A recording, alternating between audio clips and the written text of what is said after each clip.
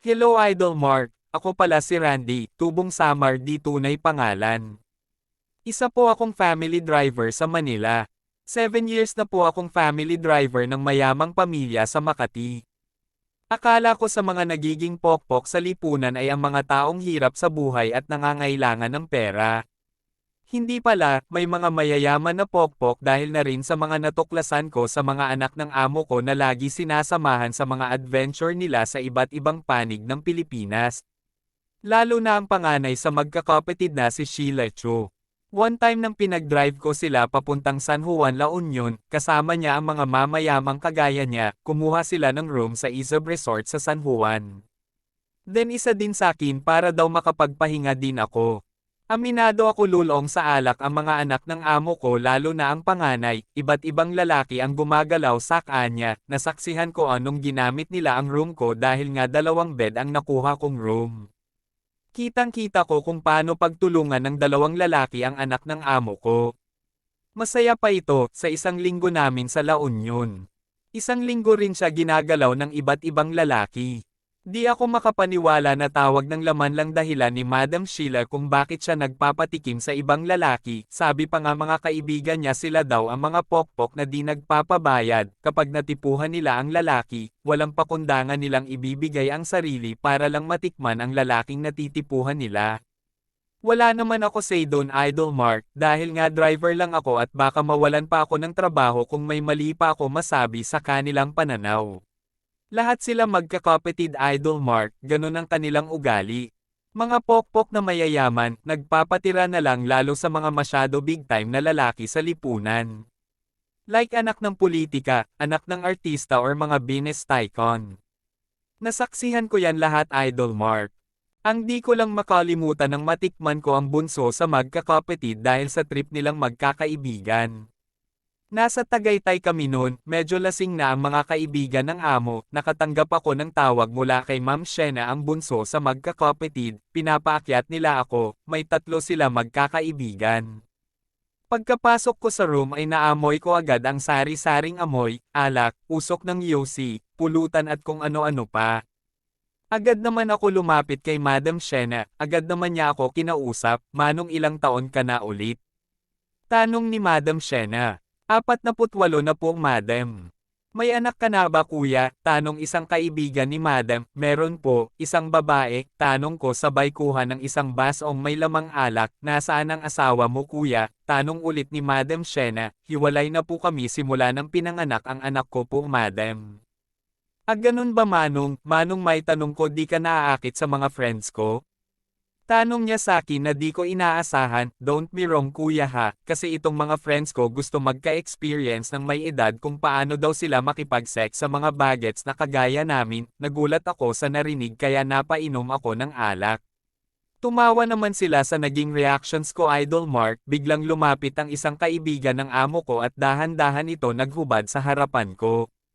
Di ko alam Idol Mark ang gagawin ko sa mga oras na yon dahil baka mawalan ako ng trabaho o di kaya ma-frame up ako na near ape ko sila kahit hindi naman.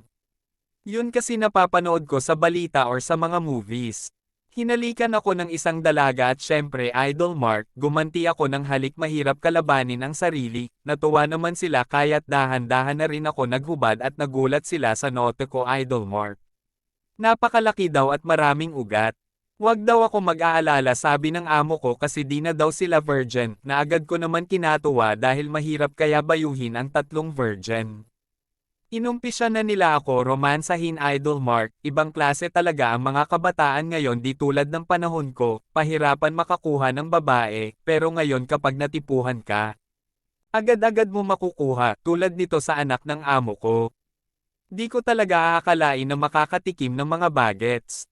Dahan-dahan sinubo ng amo ko ang note ko at dalawa naman ay hinahalikan ako sa katawan, ibang klase ang sensation ang pinaparamdam nila sa akin Idol Mark at ngayon ko lang naranasan ang threesome.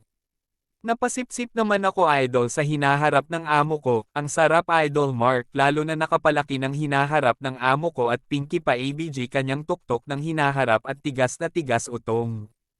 Kaya napapasipsip ako ng mariin. Hanggang pinaupo ko ang amo ko sa kandungungan ko na agad naman niya pinasok ang nota ko sa pagkababae niya, napawaw ako Idol Mark dahil sa taas-baba ginagawa niya sa kondong ko. Habang isa nasa paanan ko hinahaplos naman niya ang dalawa kong balot at isa hinahalikan ko naman ng sobra habang binabayo ko sa harapan ng amo ko. Ilang sandali nagpalitan sila. Pinatuwad ko naman ang isa habang nasa ilalim itlog ko ang amo ko na abala naman sa pagsipsip ng balot kaya tinatayuan ako ng balahibo dahil sa ginagawa nila. Sa tanda ko nito Idol Mark, first time ako naka-experience ng ganun, the best talaga Idol Mark. Inayos ko po ang posisyon ng puwet at sinagad ko, napapahiyaw naman ang binabayo ko, napapaungol din ang isa kasi marahan ko sinisipsip ang kanyang hinaharap habang binabayo ko ang isa sa kanila, sarap naman sila, lalo ako nasarapan ng nilero-laro ng kamay ng amo ko ang balot ko habang dinidilaan niya, yung isa na naman ang binayo ko pahiga, tinaas ko ang kanyang dalawang binti sa kabinayo ng marahan. Agad naman ito na paulong at pansin ko Idol Mark masikip pa ang kanyang kepyas kumpara sa amo ko at sa isa. Kaya lalo ako ginanahan bumayo dahil napakasikip talaga Idol, ramdam ko ang hagod ng nota ko sa loob. Kaya rinig na rinig ko ang clap ng pagbabayo ko, kaya nang gigil ako Idol Mark, kaya binilisan ko, pero inawat ako ng amo ko, huwag mo iputok sa loob kuya, labas at hayaan mo iputok sa mga bunganga namin kuya, na agad ko naman sinunod, kaya nang malapit na lumabas, hinugot ko na at nakaluhod silang tatlo habang nakalabas ang mga dila na handa para seluhin ang likido ko Idol Mark. Kaya ayon, umulan ng buko juice na sinalubong naman ng mga dila nila Idol Mark. Hanggang naghalikan sila habang nagkalat ang buko juice ko sa mga bibig nila. Tuldok. Napaka-extreme nila sa kama Idol Mark. Hanggang dito na lang Idol Mark ang aking secret files. Sa ngayon Idol Mark nandito pa rin ako sa kanila, family driver pa rin ako at di na naulit ang ganong estsena sa anak ng amo ko, siguro nga gusto lang nila makatikim ng may edad na, maraming salamat Idol Mark sa YouTube platform nyo, malaya kaming magbahagi ng secret files na wala kang binabago, tulad nito sakin, umaasa ako na walang magbabago sa aking binahagang secret files. Thank you and God bless Idol Mark.